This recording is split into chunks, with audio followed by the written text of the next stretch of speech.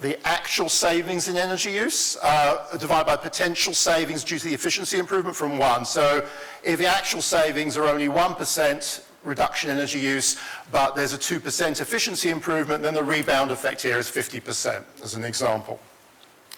But there's more to it than just this rebound in consumption of energy services, because there's, for example, on the consumer side, there's an increase in real income.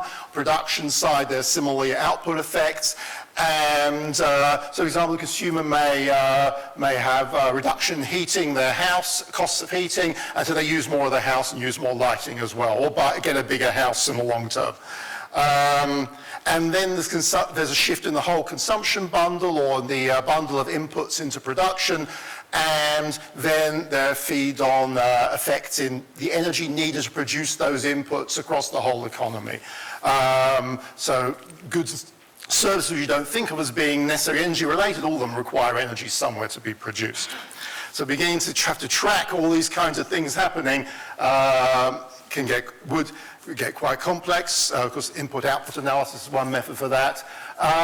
But there's a reduction in energy use also to produce energy, because energy production is one of the more energy-intensive sources of energy. This could, if there's actual reduction in energy use from the efficiency improvement, this could help reduce the rebound, the fact that less energy is required in the energy production sector. So the effect is going both ways. And in general equilibrium, there are also changes in prices. So there's been a shift in energy demand. There's going to be a change in the price of energy as well, and of all the other goods and services and inputs across the economy. So a lot of effects to take into account. Going right back to 1865, Jevons, in the book called The Coal Question, famously argued that energy efficiency improvements in steam engines would actually result in more energy being used rather than less. And that's become more recently known as backfire, where energy efficiency improvement results in an increase in energy use. That would be more than 100% rebound effect. So the question is, how big is this rebound effect? Is it like 100%, a lot less, something very small? The direct rebound effect's been typically found to be in the sort of 20 to 30% range. It's fairly easy to estimate those effects. The economy-wide rebound is a lot harder to estimate. So what does theory tell us? Well, we know that the more flexible the economy is, the larger the rebound, basically. So the more adjustment can happen in response, the more energy use rebounds. So the elasticity substitution between energy and other inputs, particularly capital, but labor as well, the larger that is, the greater the rebound. So that's been known for quite a long time. And more recent, there's a recent paper by Derek Lemoine that lays out the whole general equilibrium effects of energy efficiency changes. And also, of course, that's the substitution in consumption between, say, energy-intensive goods and less energy-intensive goods, but more generally across all goods and services. The larger that is, the higher the rebound tends to be. So more flexibility, more rebound. The general equilibrium effects get complicated, changes in prices in reaction to this, but generally more energy-intensive sectors, they increase the rebound, particularly in the energy supply sector. Less energy-intensive sectors, they reduce the rebound there. So again, quite complicated effects. The theory tells us more flexibility, more rebound, but doesn't really pin down how big it is purely on a theory basis. Okay. So there's quantitative evidence, various lines of attack, looking at historical data over a very long run we just thought, somebody said a couple of days ago, it was Rich, I think, econometrics, looking at the graph. Analytical approach, where you plug numbers, parameter values from somewhere else into a formula. Computational approach, which is computable general equilibrium models mostly.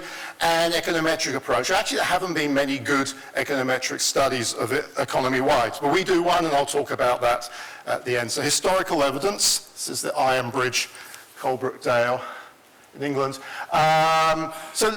Argument here, this is a paper by Van Bentham from about 5 years ago, is that energy use per capita on one axis and GDP per capita on the x-axis.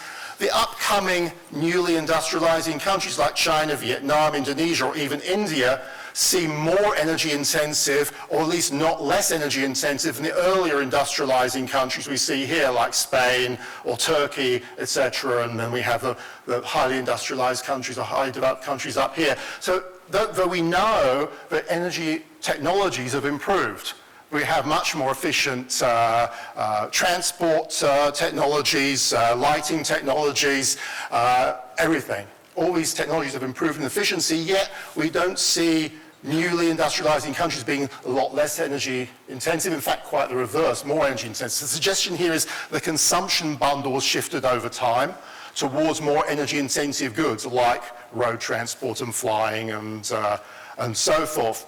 And we did a similar study. The dots represent the distribution of energy intensity in 100 countries in 2010. This is the Trickle et al. Paper in the Energy Journal. And then the historic 2-century-long paths of 8 different countries of their energy intensity over time is sort of mostly within the space of the recent distribution of energy intensity across countries. So there hasn't been a massive sort of phase shift of reducing energy intensity despite improvements in energy efficiency. But those analyses don't control for any other factors. They just plot one thing against the other. So the analytical approach, Saunders is a partial equilibrium approach. He assumes constant prices of capital and energy. He assumes the economy is represented by constant elasticity of substitution production function, and improvement in energy intensity would be an improvement in energy augmenting technological change. So this is the index AE here. Of course, there's also labor augmenting technical change as well here. And he analytically comes up with this formula. It's a function of the elasticity of substitution between energy and the other inputs, the beta parameter here on capital, and also the cost shares of energy and labor. And if you plug in some values, this is from our study, also published in the Energy Journal, with 200 years of data from Sweden, we found the long run elasticity substitution was about 0.67. The short run, it's probably a lot less than that. And recent cost shares of energy and labor for Sweden, we plug those into the formula, we get 79% as a rebound effect. But everything critically depends on what the value of this parameter is, which isn't very well known. Okay. Lemoyne does a general equilibrium analysis. He assumes elasticity substitution in consumption is quite high, but not above 1. But he has his data for the elasticity substitution in production. Across many different sectors, he has different elasticities. They average about a third. When he plugs those into his formula, he ends up about 38%, so about half the rebound of the numbers I just happen to pick and plug into the other formula. So again, we have quite a range of results. If you assume this is bigger, then this rebound is going to be bigger. So Karen Turner did a sensitivity analysis of a UK computable general equilibrium model. Depending on what elasticity of substitution she put in, she got from 322% rebound, so a very big time backfire, to minus 13, where more energy is saved than the initial efficiency improvement. So yeah, so computable general equilibrium models, they come with different, typical numbers are about 50% or 70%, but if you push the parameters, you can get all kinds of results out of those. So this is for efficiency improvement across the whole economy, not in a particular sector. Another recent computational paper is Rausch and Schwerin, which is a small dynamic general equilibrium model, which is calibrated on US data. Their assumption in the short run, you have to choose the combination of energy and capital, and once you do that, it's fixed after that. It's the Putty-Clay assumption. In the short run, that means the elasticity substitution is very small between capital and energy, it's bigger in the long run. They come up with calibrating US data of a rebound of 102%. Because it assumes a large, long-run elasticity of substitution a priori, it tends to be biased towards finding the result, but it's a more complex model, so they could, in theory, find much lower rebound. So again, numbers all over the place here. No paper published in the Energy Journal is probably the best existing econometric estimate, or at least the approach seems promising, but it has some issues, you'll see. So they estimate a stochastic frontier model across various countries to estimate the energy efficiency variation across countries and over time. So this seems a plausible way to try to measure energy efficiency. and then they put those efficiency estimate indexes into a dynamic panel model to see the effect on energy use. I found the short-run rebounds 90%, really big. But in the long run, minus 36%. So much more energy saved than actually the initial efficiency improvements. This is a bit puzzling, but it's the result of the dynamic, this very simple dynamic structure, which is an autoregressive order 1 of a dependent variable. So the model says if energy use declines in the short run, it declines by more in the long run. And here by a lot more in the long run, so the model's a very simple dynamic structure here is setting up for finding less long-run rebound than the short-run rebound. So the kind of issues of all the existing models, I don't want to say our method is perfect at all, but we try to take on board some of these issues with some of the existing papers. So we use structural vector autoregressions, to estimate the size economy-wide rebound effects. It's an empirical method, but it's very agnostic about the structure of the dynamics we saw was a problem in the Adonis et al. Paper. And tries to estimate from the data rather than pose parameter values onto a theoretical structure. So our collaborators on that work are Stefan Bruns and Alessio Moneta, who's someone an expert on identification methods of structural vector autoregression models. So in university, Stefan's actually now moved to Belgium. Anyway, they're my co-authors on this part of the work. I don't blame them for anything up till now. So our idea here is we look at a shock to energy use, controlling for other variables. If it reduces energy use, so on the y-axis we have the log of energy use, so it reduces by 1%.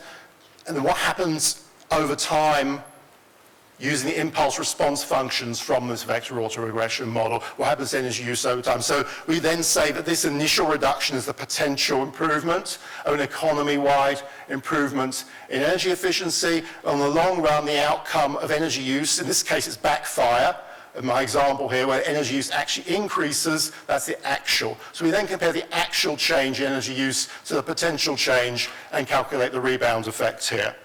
Well, a lot of people are very skeptical about time series models, probably rightly so, because a lot are very problematic. But we're also aware here that this initial shock we see may not capture the whole actual efficiency improvement because some change may be implemented immediately with the innovation. So we know that the observed shock, the orange ones, the observed shock might be smaller than the real one. The effect of that is that we divide the actual energy saving here by the observed shock and take away that way from one, we'll underestimate the rebound effect. On the other hand, where there's backfire, we overestimate the rebound effect. So the true effects are nearer to 100% than what we actually observe. So we have this VAR model here. If you're familiar with that, each variable is regressed on lags of itself. We look at, in the simple model, energy use, GDP, and the price of energy. So we control for energy prices and income changes on the use of energy. And the structural vector autoregression model here is basically the same thing, except for it decomposes the residual term here into independent shocks, which then have effects on the dependent variables through this matrix B, which we identify using something called independent component analysis. Well, we think the advantage of this, it's directly fitted to the data, it's empirical. The S of R is the far right column. It's general equilibrium. We let the price of energy change in response to this shock over time. We don't hold it constant. And we can somehow say that we have exogenous shocks by fitting this model to the data. And all the other methods, each one of them has one of these things they don't do, the existing methods. I won't go much detail on this because lack of time, but we identify this mixing matrix B using independent components analysis. Traditionally, people impose theoretical restrictions on this matrix, and we don't want to do that. We don't have an a priori theory. And there are various methods to do this come out of machine learning literature. Most of them have only been published fairly recently. Distance covariance, neg entropy maximization. So we actually use 4 different methods here to identify the matrix. We use US monthly data. It's available from 1992.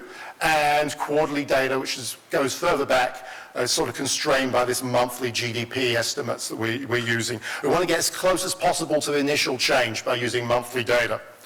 That's a US data for energy use. Energy intensity's gone down, energy use has sort of flattened out, and the price of energy's gone all over the place. And that's in the quarterly data, you see a longer run perspective of that. So this is the estimate of the B matrix. Probably not such great interest, but we have basically three different shocks here. We call this the energy efficiency shock, the GDP shock, and the price shock. So this energy efficiency shock reduces energy use sharply. The energy initially, the GDP shock increases it a bit. The price shock, well, that's price shocking. Anyway, it's good. It's better to look at this. This is the impulse responses over time. So this is the energy efficiency shock, and this is energy use. So it reduces energy use, but then that rebounds back to no change in energy use. So that's 100% rebound. The grey is a 90% confidence interval. This is the GDP shock. This is the energy price shock that eventually reduces the use of energy. So in the short run, it has some odd effect, but in the long run, it reduces the use of energy. So in the long run effects here actually all comply with economic theory. And we see using different data frequencies and methods, we get similar results that over, I'd say 6 years later, there's been no change in energy use, there's been about 100% rebound. We also put in some control variables for energy mix and economic structure. We've now also tested the effect of heating degree days, which of course may affect energy use. I'll skip across that. So conclusions. So looking at the literature I reviewed, there's no real consensus here, and theory doesn't really bound the size of the rebound effect very, very tightly at all. And no real consensus across the literature how big this effect is. It's possible it's quite large. The historical data hints at that, and I kind of like that, even though it's sort of just looking at graphs and not controlling for other variables. Our study, so far, we've found it quite robust to different tests. Of other variables does find a large rebound effect. So this would mean that sort of just encouraging energy efficiency innovation probably be limited value in climate mitigation. You wouldn't save much energy. It's not a bad thing, but it is a climate policy. However, I've been quite careful up to now to try to say we're talking about innovations in energy efficiency. So what happens when we have policies which may not be just encouraging energy efficiency innovation? So whether existing binding mandates, there's a recent working paper by Fullerton and Tar that's really quite interesting in this regard. Whereas an existing binding mandate, you have innovation, you get an even bigger rebound because you've been constraining your energy use, and then you'll let go a bit by the efficiency improvements, and you get backfire in that case. On the other hand, where you impose new costly mandates rather than energy efficiency innovation, if the rebound is big to innovation, it's probably also big in the opposite direction to costly mandates. So if you impose costly mandates to reduce energy use, initially you expect them to have maybe bigger effects on reducing energy use than the mandate prescribes, because it imposes costs on people, reduces their real income, and then has these cascading effects of reduced energy use across the economy until people catch up to meeting these costly mandates of new technologies and then beginning to gnaw away at the energy saving. So that's pretty much it. I think I was about in time. Thank you. I'm going to sit here now. I should take my details off there. Supply response dominates the short run? Possibly. I see a question up there already. I don't think we have a microphone. Do we have a microphone over there? There are roving mics. I've got this one on still. There's another one of those. Okay, I'm going to take this one off.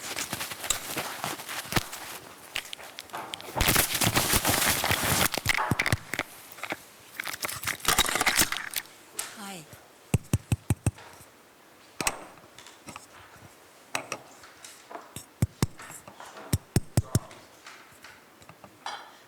Janet Stevenson here, University of Otago. Is this working?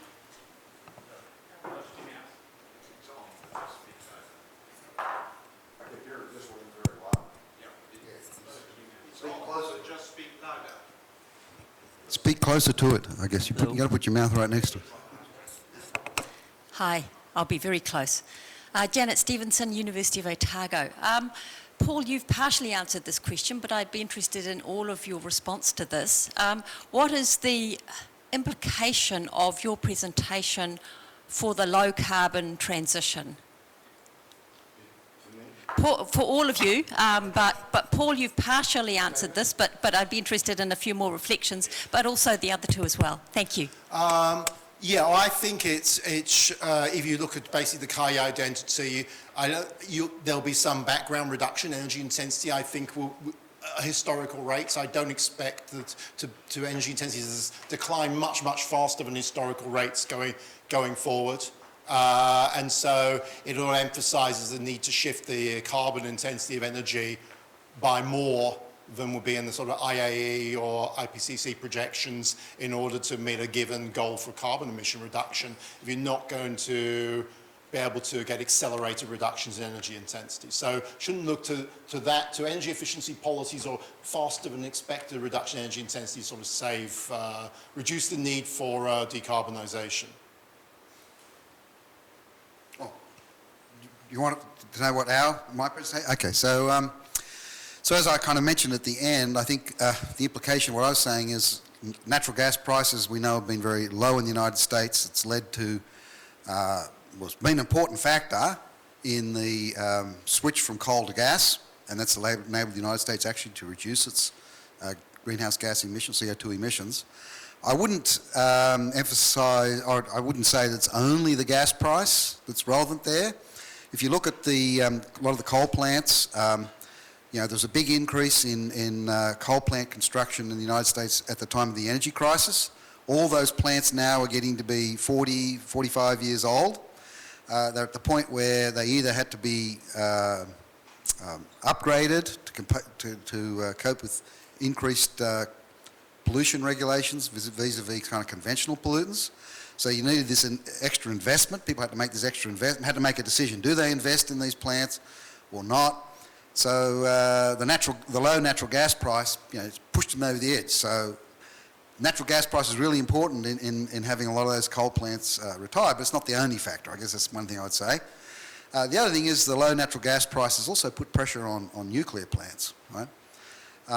But as I mentioned, on the other side of this, I think it's pretty clear that very low natural gas prices were an important factor in the political acceptability and the big political support for the big build out in wind generating capacity in Texas, including, there was a $7 billion increase in transmission capacity because a lot of the winds in West Texas very long distance from where the demand is. So there was a $7 billion, they call it the CREZ zones projects. They built out transmission lines. The implications of all that for electricity prices were considerably dampened by having low-priced natural gas. So maybe, if those relatively low natural gas prices spread around the world, will have implications for the use of gas vis-a-vis coal elsewhere. But of course, on the other side of the coin, so to speak, natural gas itself is a fossil fuel, right? So it's emitting CO2. So, as I mentioned, there's also increasing opposition to natural gas within parts of North America. So, people are opposing pipelines, to take natural gas, for example, to New England, and various other kind of gas pipeline projects. And as I mentioned, a lot of the Democratic candidates for president, next president, have quite a few of them have fairly strong anti-natural gas, I would say, policies. So see how that goes. So, first of all, the shale revolution in natural gas is a supply effect. That's my assertion. So now that you've got natural gas prices very low in North America, and the growth in the LNG market, the globalization of natural gas, that tends to, with low natural gas prices, it's the effect on the transition isn't clear.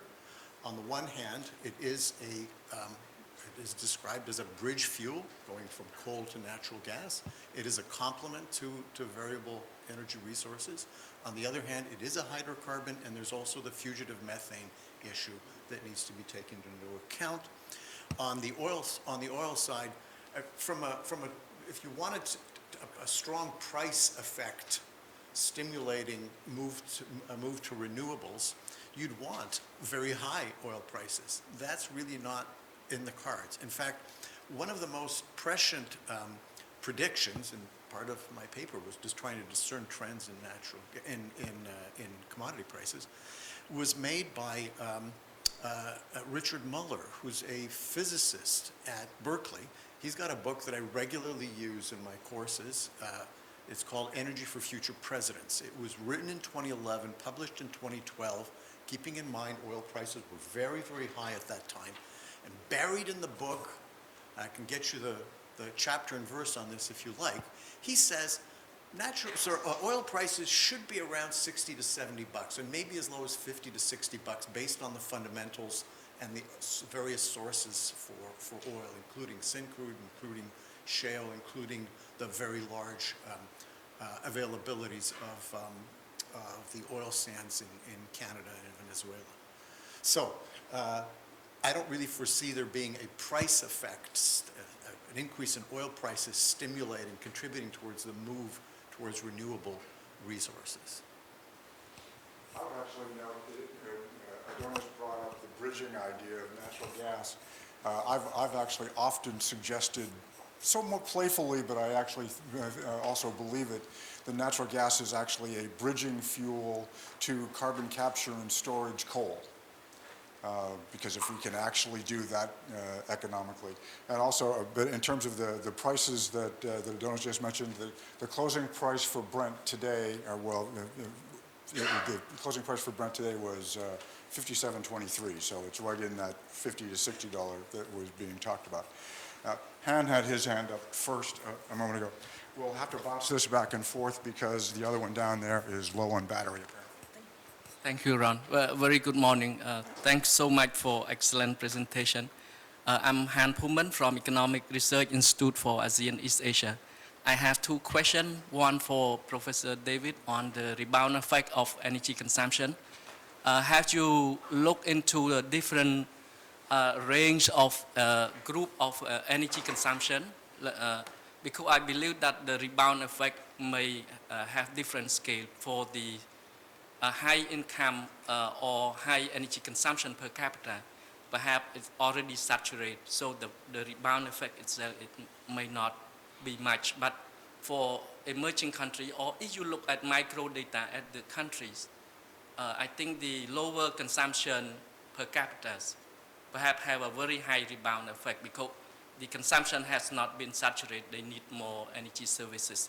If you can break down those, and I think the effect perhaps quite different in terms of how much the rebound effect will be. Second question is on the gas. Asia particularly want to see more in terms of competitive gas market, particularly on spot. In your opinion, what prevent Asia to have a competitive spot market? Because in your data, I see only Qatar that have less spot liquidity, while very large long-term contract still exists. But Australia moving toward more in terms of spot, in terms of liquidity of the gas market.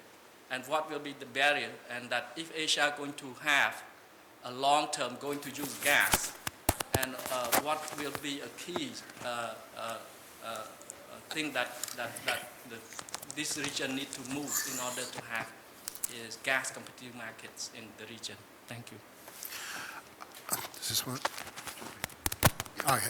Yeah, thank you for the question. Yeah, definitely the direct rebound effect, the initial effect on reducing energy savings on that actually in the use of the service whose efficiency is improved. Definitely that is expected to be larger in lower income countries than in high income countries, and also particularly larger in the past in today's developed economies when they were much poorer. than it is today. But that doesn't necessarily tell us a lot about what the economy-wide effects are, whether they are larger in today's developing economies. I showed you the sort of scattered pattern of results that we have in general, and I don't think we can specifically say a lot about developing economies versus developed economies and economy-wide effects. If there's more rebound in that consumption of the services got cheaper, maybe there are less effects in shifting consumption to other goods and services and their energy use and their feed-on effect. So I'm not sure what it says about the economy-wide effect, whether that's larger in developing economies than developed or vice versa. We're finding quite large effects for, at least in our study, and the Rausch and Schwerin paper for the US. So, Can I just add to your point? So actually, I would like to ask David, one of the issues that arises when these energy intensity studies are done on an economy-wide basis is the shift from manufacturing and industry towards service sectors as being one of the major factors that impacts energy intensity. I thought I saw it somewhere in your slides. You mentioning industrial structure, but you had to rush through it. That might actually inform your question. yeah, we use the industrial structure control variable was the ratio of industrial production to GDP. And controlling for that didn't make much of a difference. But what we do see in the data, well, what does explain energy intensity reductions? We see that the GDP shocks, they increase GDP by more than they increase energy use. So a GDP shock reduces energy intensity. So maybe growth of the economy has structural change which reduces energy use. Maybe. It needs more research, I think. Okay, and your question about LNG markets in Asia. So a lot of things can be said about this, I guess, but I'll try to make just a few points.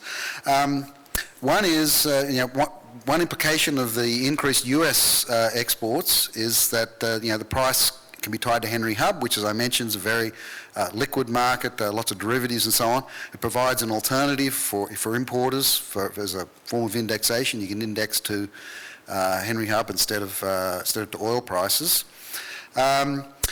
So, if you have a diversified kind of portfolio of prices that you're indexing to, in general, that'll kind of reduce risk. Another point that one can make here is that as the LNG market becomes more liquid, as I've been talking about, that in itself actually encourages more traders to leave more of their output uncontracted up. So this is some work I've done before on sort of expectations and natural gas markets, LNG markets. So if you think that there's going to be a much more liquid spot market, you're more inclined to trade spot. Another point I can make here is you mentioned the Australian producers. So another kind of dynamic that's affecting the LNG markets is that a lot of these initial projects that were debt financed, now they've paid off all their debts. So you take something like the Northwest Shelf in Australia, they are continuing to use that plant but with sort of alternative natural gas source, tying in new gas sources to the plant. They don't have to finance any debt anymore, it's paid off, so it's going to be much more of a merchant plant, much more the gas is going to be sold spot. And you're also seeing the newer projects in Australia have a bigger percentage of spot trade than before. The third point I'd make is that the reason for long-term contracts is not just for the seller, it's also the buyer. So the buyer also has risk. And so, the buyers do want to have some long-term contracts as well to reduce their risk, right? So that's kind of part of the model I was talking about, was like the optimal trade-off between, on the one hand, reduced risk from long-term contracts versus the optionality of being able to exploit these short-term price variations. And part of the point of building our model was to sort of understand how that trade-off varies as a result of various factors. And that was coming back again to the paper yesterday on wind. There was the same kind of story. If you're a merchant power producer with wind turbines, how much of your output do you want under long-term contract, which helps you have debt finance, versus how much spot to take advantage of the optionality. So similar kind of idea. Why don't we go here first, and then, oh, okay. Had to be quicker, David. So there's been some talk about gas as a transition fuel, and you can understand that in a circumstance as in the US where you've got long time frames for the transition to happen, and you don't have competing energy sources being on a cost basis that are potentially driving out gas from the market. Whereas in Australia, there's a lot of talk around at the moment, as in Parliament at the moment, about gas as a transition fuel. But that's a very different set of circumstances. So the time frame in Australia for the transition process, if you're going to have a transition from coal to gas to whatever else, is going to be much shorter. It's clearly much shorter because the US has been doing this for a long while, but also much shorter because Australia is adopting renewables at the fastest rate of any country. It's very cost competitive. So my question is the issue around gas as a replacement fuel a lot more now to do with project risk? Because if you're going to build a large gas plant and it takes you 5 years and you've got a 10-year time frame for your transition process rather than a 20 or 30-year time frame, is the project risk too high compared to renewables which have build times of a year and a half or less? Yeah. So a couple of things there. I mean, I think the point I was trying to make about Texas is, if you have an electric people don't realise I should back up. Basically, the Texas system is independent, more or less, of the rest of the US. There are direct current, high voltage direct current links, but not very high capacity, so it's pretty much a separate market. Very low, like Australia, very little hydro. So, if you've got to find backup for variable renewables, natural gas provided that. And that's part of the point I'm making, that you could have so much wind in Texas because you had this very low-cost gas.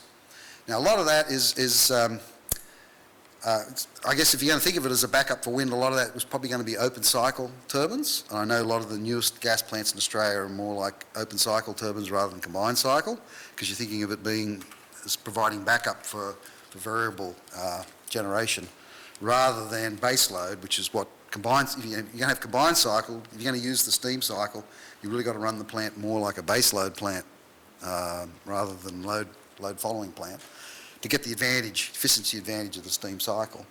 So I agree with you, maybe the renewables mean less combined cycle plant, but if you don't have pump storage and you don't have other forms of backup, I think the renewables mean, at least in the short run, a lot more combined cycle. Gas is kind of like the natural backup. But I guess the question is, if you're going to transition coal out, which is really what we're talking about, then what do you build in its place? So the argument is all around time frames, and whether the project risk of building a new gas-fired power station, not talking about operating the existing ones, but talking about new build, is too high compared to the project risk of very rapid rollout of small amounts of solar and wind. So what I'm saying is, what happened in Texas is basically the new capacity was wind plus gas, and that's what replaced the coal. Can I just add to that?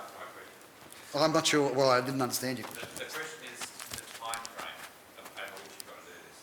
If you've got a shorter time frame, the project risk from building a long project is higher than it is for building small projects. Right. So does that mitigate against gas as a transition fuel? No, it mitigates against combined cycle gas, but I'm suggesting it doesn't mitigate against open cycle gas turbines. Gas turbines can be built very quickly, fairly small capacity, shorter term project, so it's a very different proposition. Distinction between the use of the time to build the generators versus the time to develop more gas resources, because even though Australia is a large exporter of natural gas, we actually have a domestic shortage. And so we've got a whole lot of politicians arguing we need to unlock more natural gas resources, so we've got gas for our domestic market. And Ken's question is going, I think, to the development of the resource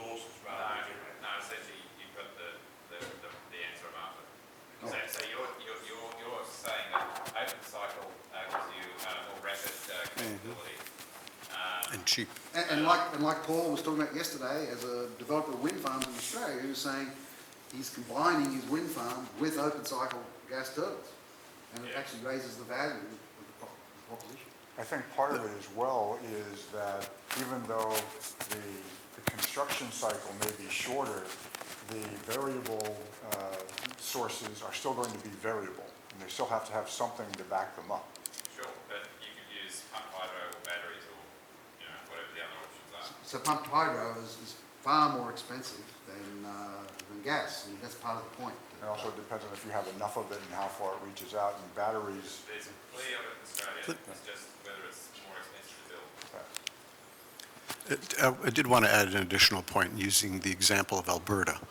So Alberta, very, very hydrocarbon intensive province, had a government recently that wanted to transition out of coal. A lot of the electricity was generated out of coal. So one of the strategies was to move to natural gas, converting existing coal generators to natural gas. So I've looked at the numbers. I was stunned at how inexpensive it was to convert these coal stations, which still had reasonable lifetimes, to natural gas. That would really shorten the implementation time frame, reduce the risk, and at very low cost. I don't know if that can be done in Australia at all.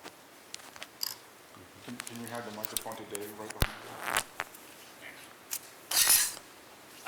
Long observation about Australian retail. You're on. John? Long question about retail prices in Australia. We've got this 35% real increase in electricity prices. We don't talk about the fact that we've actually had a similar increase in retail gas prices. The question is going to be for David, but it's an interesting sort of pattern if you try to put the three pieces together for an analysis of the Australian market, because I can see the value of using Adonis' methodology to work out what's actually been driving these price increases, because we don't know. We do know one thing, which is gas prices are increasing in Australia, not decreasing, and because we've joined to a global market when we weren't in the global market. But going to the questions, David, on the rebound effect, we've got a government that's banking on a 40% energy productivity plan, which I think you're suggesting is a pipe dream based upon the rebound effects. One of the impacts on the prices was the decline in energy consumption in Australia from 2007 on, which Hugh Sadler puts down to 50% being due to energy efficiency projects. But it looks like it's actually turned around. Yeah. Sorry. Australia declined from 2000. Oh, okay. Declined from 2007. Surprising AEMO creates a thing we call the hedgehog diagram, which happened in America too. They got the same X error, but it's now flattened out. So I suppose the question is have we really got a bit of a problem in Australia? We've got a government that seems to still think it's got energy efficiency as a element of its emissions reduction strategy that is not going to be realised. I tend to be sceptical if it's just sort of a program that's to encourage adoption of energy efficient technologies, so forth, that's going to have much of an impact. I think the decline in electricity use perhaps more relates more to increased price of electricity, so people definitely react to higher prices. The retail prices definitely went up a lot due to the increase in transmission costs, so the high Australian dollar pushed down industrial use. Yeah, so there are a bunch of things going on there. And then there was a carbon price, and then they all sort of reversed. Well, the electricity price stopped rising, the Australian dollar went back down, and the carbon price came off. So, yeah. So I think probably not big deal from energy efficiency per se. I'm only quoting you. I don't know. Okay.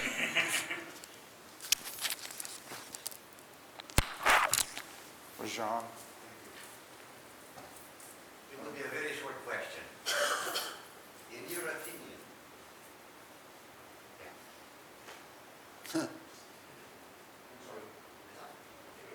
your opinion, or to your knowledge, do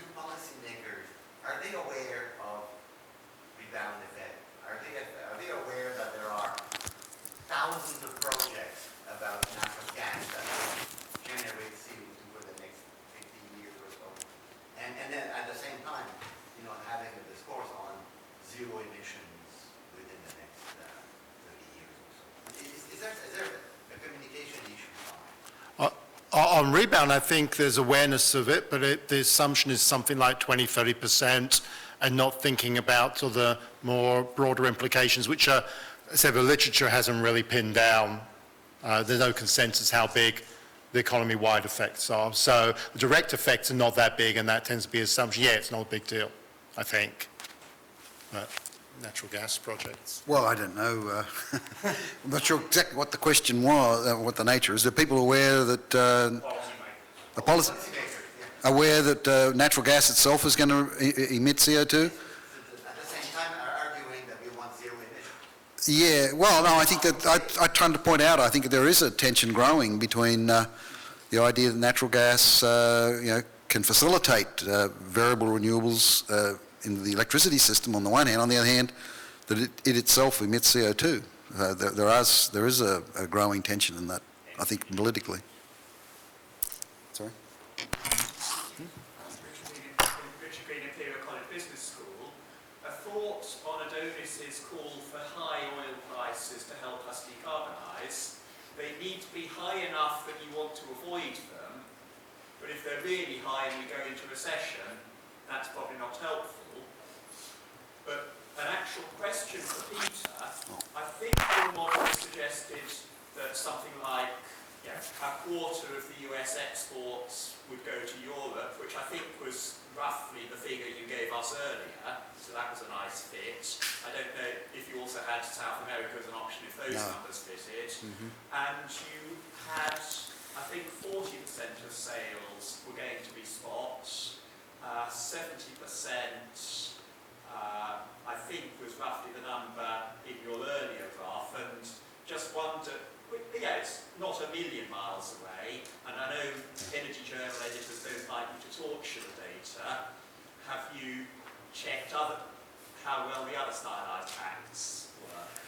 Yeah, so we haven't actually finished our model, so those were preliminary results, yeah. But no, I think we looked at some of the fit. We've also presented the results of the